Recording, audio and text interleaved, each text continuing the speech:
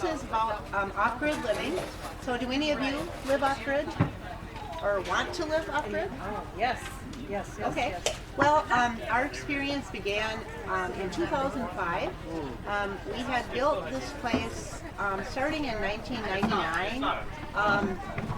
We kind of, built it on weekends. Gary spent like 3 weekends here a month. Devin and I would come like 1 weekend a month to support him and help him however we could. Initially, we were kind of hoping to build a resort or something here, a wilderness resort.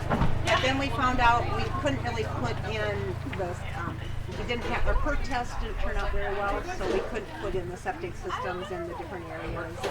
So, and then we're like, well, what are we going to do with that property? Oh, well, maybe we'll just retire on it someday, So we continued to build the cabin, and then in 2005, the opportunity came to move over here full time. Gary's job was kind of phased out because of the economy. He worked for a nonprofit, the Wisconsin Forest Productivity Council, and they were going out of existence, and so he wasn't going to work there any longer. And rather than look for a new job, he said, well, let's just move to Winter. And Devin's school was closing. He was in 3rd grade, going to be in 4th grade, and his school was closing, and so he would have had to go to a different school within the district. So we thought, well, he's going to have to get a whole new set of friends anyway, so we might as well think about now to move. And I was in Rhinelander working, and I said, well, I'll move with you after I find a new job over there. Yeah, right over in rural northern Wisconsin, or we sell our house. So 2 big ifs. I had no idea how long we were going to have a commuter marriage. Well, it ended up that within 2 weeks both happened. Wow. So I ended up being fortunate to get a job on the Laputere reservation in their tribal clinic. And so we moved over here. Of course, the house wasn't done. Of course, the house still isn't done.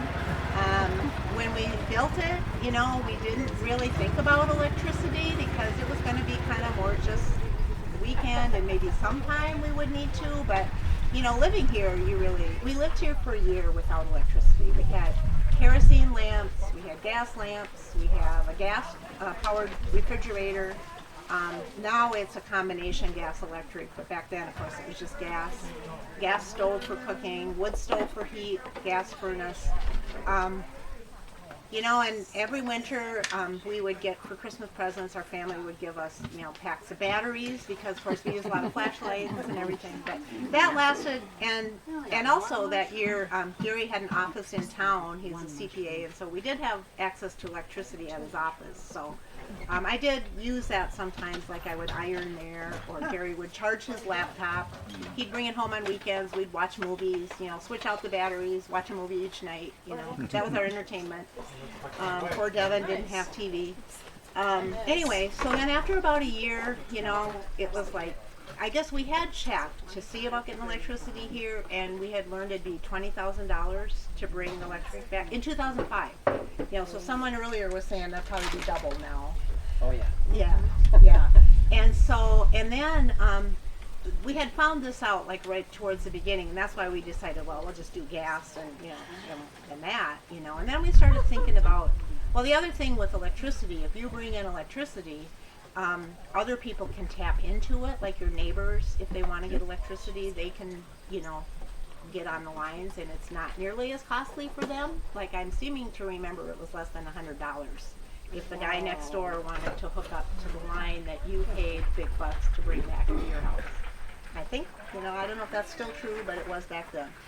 So anyway, we thought about solar, and we looked at that. That would have been probably about the same price, but the big advantage was, nobody else can tap into it. We're totally off-grid. It's going to keep it kind of wild, as you can tell. We like it kind of wild out here. But then the other thing that really sold us was that there were a lot of tax credits, and we got a Focus on Energy grant, and I seem to remember, and of course Gary's in the other presentation, my recollection is by the time we applied all that, we got it down to about $13,000 or so, maybe a little bit more, but we were able to significantly, knock the price down by that. So we decided to go with solar, but our first step, and actually we had gotten rid of a lot of our appliances when we moved here, knowing that we didn't have electricity. What we did is we did an energy inventory, kind of went through what the wattage was of everything that we had, you know, my bread machine, our toaster, vacuum cleaner, iron, you know, all this stuff. And I have a book, if any of you are interested, I can show you the reference. It's probably kind of dated now, but it's Living Off the Grid. And it shows, like, in the back, you know, shows you that process and all the different listing of appliances. It's an interesting comparison. You know, some things take a lot of electricity and some things don't take much. So you think about, you know, even a incandescent light bulb, which is what we had at the time, right? You know, for LEDs. 100-watt light bulb that's burning 10 hours a day uses 1,000 watts. And we needed to, you know, we had to think about that, you know. So when we set up our system, we figured out what appliances we wanted to use, and we sized our system appropriately. And we are very much conserve power, you know, and try to be very judicious in the use. Sunny day like today, you know, I should be in the house, you know, doing laundry, ironing.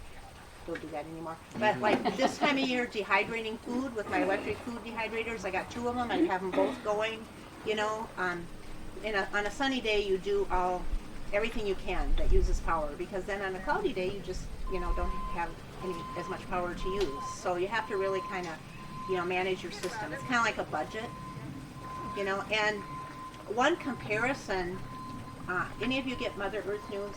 Probably some people in the group, yeah. And I don't know if you've had time to read the latest issue, but there's an article in there about going off grid. And he talks about the comparison. It was a really good comparison, where if you're off the grid, it's kind of like a debit card. You know, you have a set amount of power that your batteries collect from your panels, from your solar panels. And you have only this amount. You know, once you use your debit card and your account is depleted, there's no more, right? That's kind of how it is with power when you're totally off grid. If you're on the grid using, you know, standard electric company power, it's like a credit card. You can use as much as you want, right? I mean, you don't have to worry about how many watts are in your system when you go home. But then your monthly bill comes, you know, and you see how much you used and you see how much that costs. So, you know, that's kind of a really good way to look at it. We're kind of like using a debit card, you know, and we're like constantly saving power in our batteries, you know, to be used during the night, you know, when we don't have enough. So we not only have to think about how much we're using now, but will we have enough to last us the night, you know, and sometimes that'll happen too. Of course, our hardest months of the year are November and December, sometimes January, and so we size our system for winter.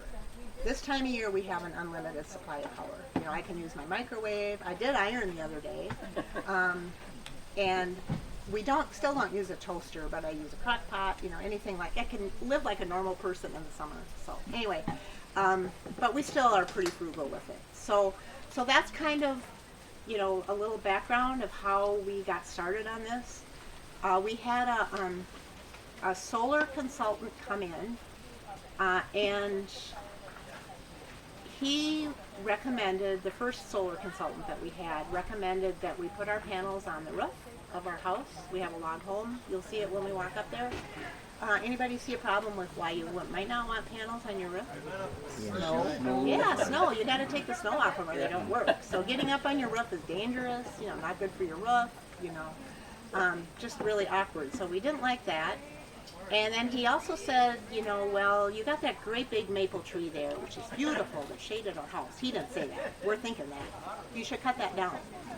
Okay, strike 2. Remember Gary talking about strike 3. Well, strike 3 was when he said, and we can put the batteries in that closet in your house. Now, never mind, we have a wood stove over here. You know, batteries generating hydrogen. Here's our wood stove. No, you know, this guy was fired.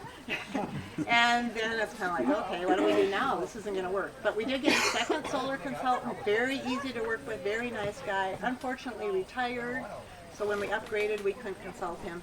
But he said, oh no, you don't have to keep your batteries in the house as long as they're kept above freezing. You know, if you have an outbuilding, you know, maybe attached to your house, or So anyway, what happened was Gary designed an outbuilding with lots of concrete, black, painted black, passive solar, big windows to keep it warm.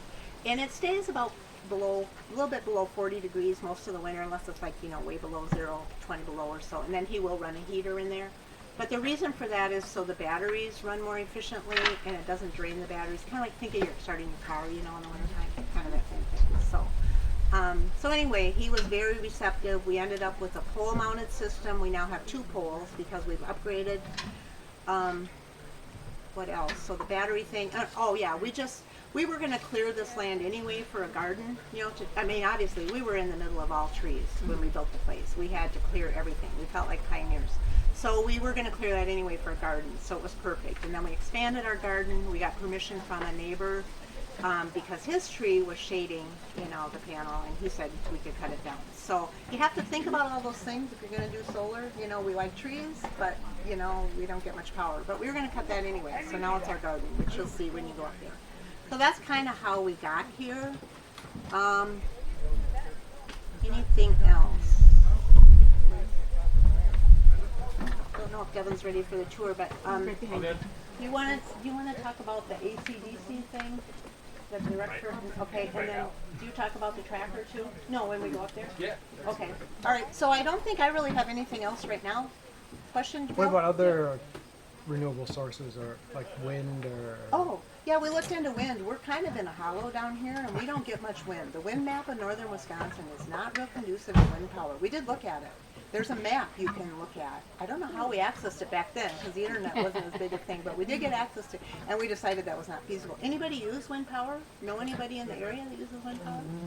Yeah, I think that's more popular out west or different places, but we did look into that. And I think Gary mentioned that he looked into putting a generator in the stream. Yeah, he did. Yeah. I'm not sure what the DNR would think of that. Yeah. Hydroelectric or whatever. Very unfavorable. Hydroelectric? But it wasn't damming it, it was just something that you put in the stream that's spun, right? Right. Yeah. Yeah, I don't remember why we didn't do that. The Professor on Gilligan's Island. I don't think it would make enough electricity. Well, and it would have had to come up the hill to our house. Yeah. Oh. Maybe if we would have built our house by the stream, but we couldn't do that because it'd be too close. I don't know. I know that was not feasible for some reason. What about you burn wood for heat? Oh yeah, we're totally on wood for heat. We do have a backup gas furnace for wintertime if we're gone, like on vacation or something. But we found out last winter that's not super dependable either. So probably what we do for an extended vacation is we would drain the pipes and then, fortunately our neighbor was taking care of our cat and he found out the furnace was out. So he came over every day. He's here. Oh, there he is right there. The guy going like this. Maya. He came over every day and started up the wood stove so the cat would stay warm and the pipes went free. I think he really did it for the cat. Yeah. Okay, can you quantify the difference between a sunny day and a cloudy day in the summertime? How much less electricity I can't, you get? I can't in terms of watts. I probably should be able to, but I know that on a sunny day I can do laundry, I can run 2 dehydrators, I can, like I told you, I could be doing all that right now. And on a cloudy day, we will pump water, maybe use our computers and lights, and That's pretty much it. And one interesting thing though, the panels have gotten much more efficient over the years. Our first panels, it was pretty much that. And I was really concerned when we started getting all this haze and everything. I thought, well, great, here's a sunny day. Yeah. And it really bothered me because I'm like, I really need to do laundry, but I probably don't, have the power to do it because it's hazy. It really didn't impact us at all because it seems like those new panels are much more efficient and it wasn't thick enough really. But a cloudy day, you do know the difference. What do you do for water? Do you have Oh, we have a well that was drilled. and your A drilled well, and we have solar is enough to no. We have pressure tanks, and so what we do. I remember I talked about pumping water. So we have the pump fills up those 75-gallon tanks, generally about once a day. So back before we had power, we'd run a generator to do that, and then that would provide our power for about a day, and then we do that again. But with the solar, we used to just let it run. Whenever it ran out, it would pump, and we discovered that sometimes during the night, like in the evening, it would pump, and then that was a strain on our batteries. So now we turn the pump on in the morning, plan our water use, and turn our pump off at night just to preserve our batteries. So that's how we do that. The batteries that you use, are they a special battery? They're lead iron batteries. I mean, bigger than a car battery, or are they? Yeah, you'll see them when you go up there. So.